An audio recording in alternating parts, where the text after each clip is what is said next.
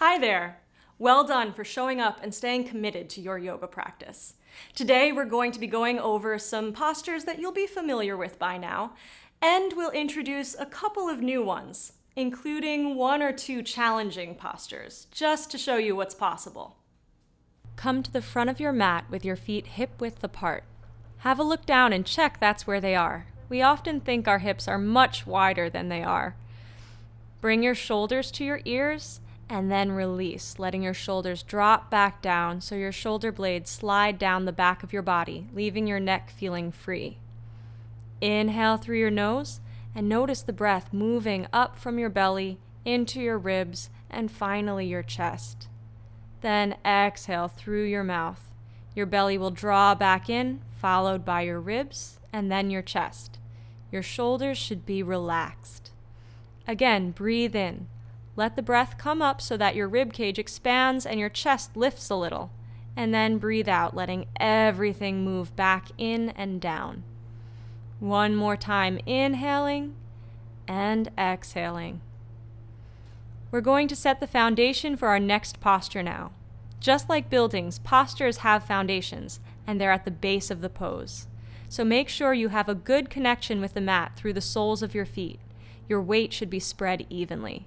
Then lift your kneecaps to engage your quads so your legs feel solid. Bring your awareness to your pelvis next. It's common for people to tilt their pelvis too far forward or backward, so notice if you're sticking your bottom out or compressing your low back, or if you tend to push your hips forward. Play around as you tilt your pelvis backwards and forwards, like Elvis, and find a middle ground. Okay, we're ready to put the next layer on our building.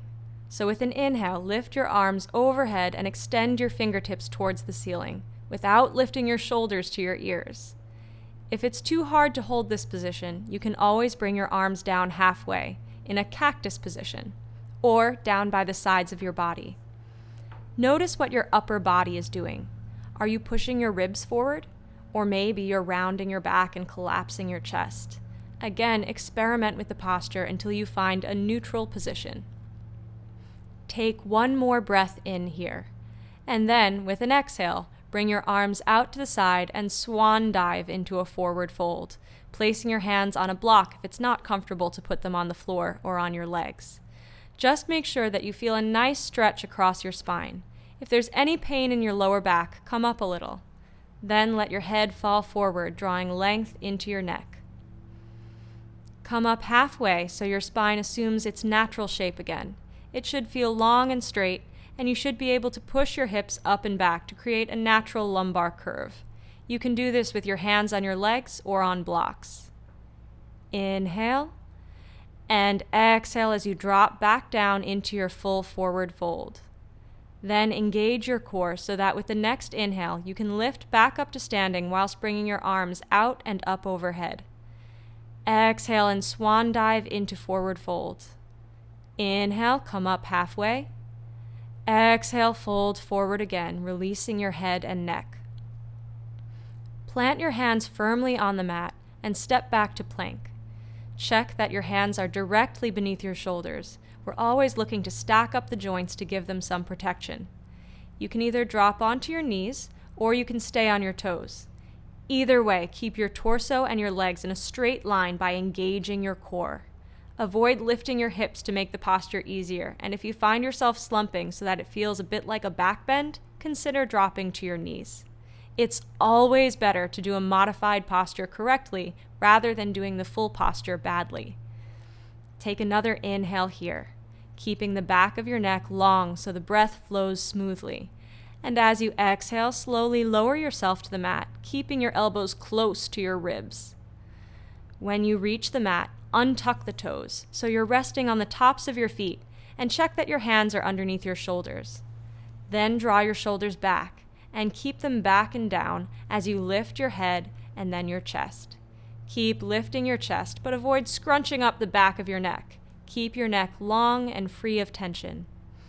As you exhale, come back down. Then tuck your toes under in preparation for moving into child's pose. Lift your hips so you're on all fours. Bring your big toes together and separate your knees. Then take your hips back towards your heels, leaving your arms stretched out in front of you. Child's pose is a great restorative posture, so if you ever need to rest during a yoga practice, come into child's pose. Or if you don't find it relaxing, just find another posture that is, whether that's lying down on your back or sitting up with crossed legs. With renewed energy, you're going to come back up onto all fours and press back into downward facing dog, sending your hips up high so your spine feels long. You don't have to remain static once you're in a posture, and downward dog is no exception. So play around with the posture. Pedal your feet, bending one knee at a time, bounce your tiptoes, slowly move your head up and down, side to side. Feel your way into the posture. From downward dog, lift your right leg up and keep it there as you bend your right knee, so your heel starts to move towards the left buttock or the left side of your body.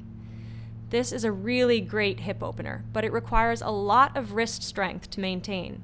If it's too much for your wrists, come back onto all fours and extend your right leg behind you before bending your knee to open the right hip. Now, when we do this move, it's easy to close the left side of the body, so bring your awareness to your ribs and your waist, and notice if the right side feels more open than the left. If it does, make some adjustments so that it feels more even. Take another full breath in and out here. Then, with the following inhale, straighten your right leg behind you again, and come back into downward dog or onto all fours. Of course, now we have to do it all again on the opposite side. So inhale as you lift your left leg, and exhale as you bend your knee, bringing the heel of your left foot towards the right side of your body. Your hands should be firmly rooted to the mat with fingers spread wide. Press into your hands to get a full extension through your spine, and allow the left hip to open a little more with each exhale without closing up the right side of your body. Straighten out your leg with an inhale, and exhale back to downward facing dog. From downward dog, step your right foot forward until it's in between the hands. It doesn't matter if you manage to do this in one step or several. Then drop your left knee onto the mat. Remember, if it isn't possible to lift your chest and keep the front of your body open, put your hands on top of a couple of blocks instead of the mat. From here, bring your torso to a vertical position with your hands on your right thigh, and find a neutral position in your pelvis by lifting your hip bones whilst dropping your tailbone, so that you feel a good stretch across your left hip. Now we have the foundation set. We're going to lift our arms overhead to bring us into crescent moon pose. Just like when you were standing at the start of this yoga session, if it's too much to hold up your arms, either bring them into a cactus position or all the way back down, with your hands resting on your hips or thighs. With the next few inhales, focus on keeping the pelvis neutral while you lift and lengthen the upper portion of your body. With the exhales, move your hips forward and down a little. Let your body ebb and flow with the breath. Use these small movements to find more stability and ease in the posture. Inhale. And exhale as you bring your hands back down to either side of your right foot, or your blocks if you're using them, so we can make the transition to half splits. For this, you're going to tuck your back toes under and slowly take your hips back towards your heels. As you do this, your right leg will begin to straighten, and we can increase the stretch by flexing the right foot so that you're pushing your heel forward and drawing your toes towards you. Now your body is going to try to fight this hamstring stretch by pulling your right hip forward, but you're not going to let it. You're going to keep your hips facing the front of your mat, and you can do this by drawing your right hip back whilst pushing your left hip forward. To come out of half splits, bring your hips back up so that you can bend your right knee again. Then lift your left knee away from the mat so that you can bring your right leg back, drop your knees, and come into child's pose. When you're ready, come back up onto your hands and knees, then push back to downward dog, and we'll repeat the sequence on the opposite side. From downward dog, step your left foot forward between your hands and drop your right knee onto the mat. Use your blocks for your hands if you need them. Now lift yourself up into a vertical position with your hands on your left thigh and find a neutral position in your pelvis. Engaging the lower abdomen will help you with this. Now, you have a solid foundation. you can lift your arms overhead into crescent moon pose, or you can keep them on your hips or in cactus position if that's better for your body. Each time you breathe in, you're lifting your chest and lengthening your spine like a flower growing out of the soil. And when you breathe out, you're moving your hips forward without disrupting the neutral position of your pelvis. Take another inhale in crescent moon pose. And when you're ready to exhale, bring your arms down and place your hands either side of your right foot or on your blocks. Tuck your back toes under and slowly take your hips back towards your right heel. As you do this, your left leg will begin to straighten. Just like on the other side, we can increase this hamstring stretch by flexing the front foot. Come back to your breath. Make sure it's flowing freely and smoothly, and use your exhales to soften the back of your left leg.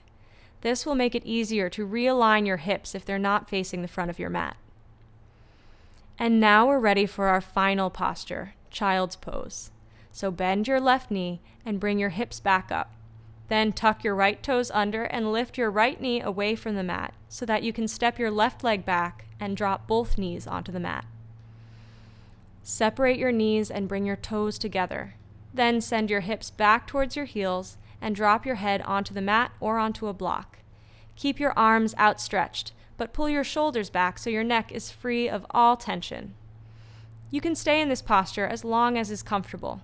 Just take your time coming back up so you don't get dizzy.